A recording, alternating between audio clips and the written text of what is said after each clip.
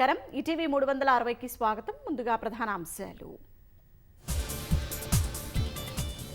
వాస్తవిక ఆధారంగా బడ్జెట్ ప్రవేశపెట్టామన్న రేవంత్ సర్కార్.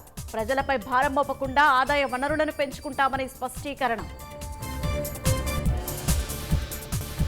రాష్ట్రంలో సగటున ఒక్కొక్కరిపై 1,76,000కు పైగా అప్పు. 3.5 లక్షల చేరువలో తలసరి ఆదాయం. సామాజిక ఆర్థిక నివేదికలో వెల్లడి. నేడు కన్నేపల్లి మేడిగడ్డను సందర్శించనున్న భారాస బృందం. బ్యారేజీ పటిష్టతకు ఢోకా లేదని కేటీఆర్ స్పష్టీకరణ.